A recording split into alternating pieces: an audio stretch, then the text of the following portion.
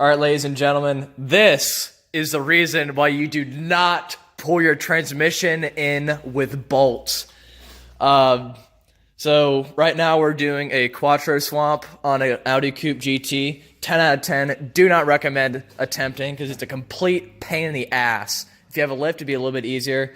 And once we get the transmission dropped, I'll show you some of the cuts that we had to make to get it to work and some other cuts we're going to make so that we can have fifth gear in reverse, which is always nice. Well, reverse here, which they should change it to G for gravity. So, anyway, we are hoping that the splines are not fucked on the input shaft, but they absolutely are. Luckily, the input shaft from this guy will be our donor. So we've got a pretty good gap here. We've been working at this thing for about an hour, 45 minutes or so. So back here we have, of course, a ratchet strap. Maxed out, full tension, which is hooked around the hubs of the axle hubs of the transmission, pulling on the rear axle.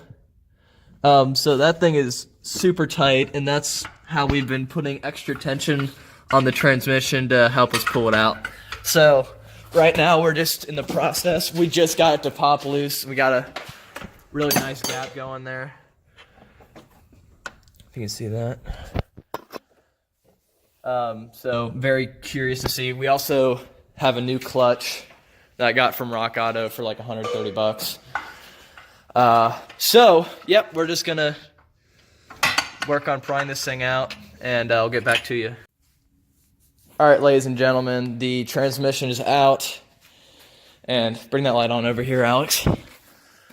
We are a very lucky crew, so do not do this. So it took a ton of force to get this out, and oh, is that blood? It is. Whoops. All right, blood, sweat, all we need are tears.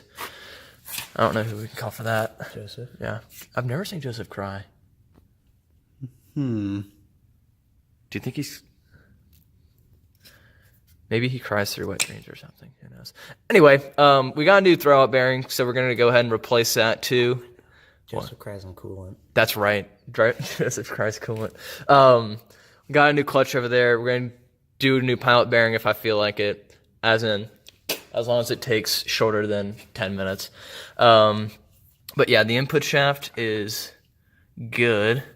We slid the new... Actually, I'll just show you instead of telling you. That's why this is a video. This is a clutch. Clutches are scary. Wow, that's Clutches like to touch kids like the Catholic Church.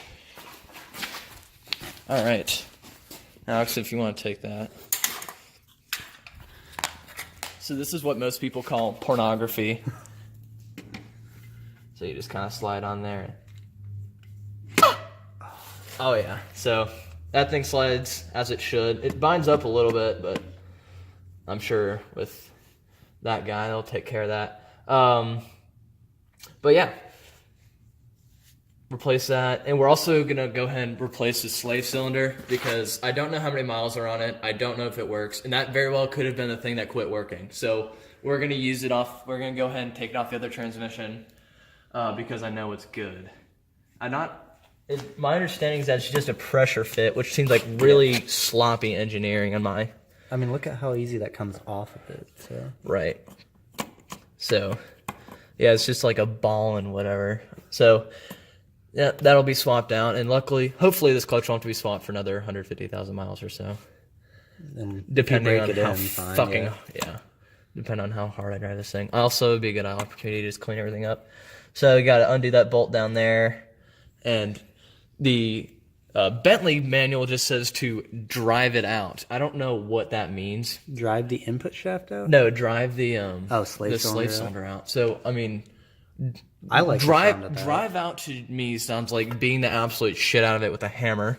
That's what we do best. That is what we do best because that's how we got that fucker out. So anyway. I'm going over to a shop tomorrow and taking care of reinstalling this thing with a proper slave cylinder and all that. But yeah, that's all we got so far. The new pilot bearing also fits on here. So yeah, that's what we got for you now, and I'll get back to you tomorrow when we're actually installing this junk.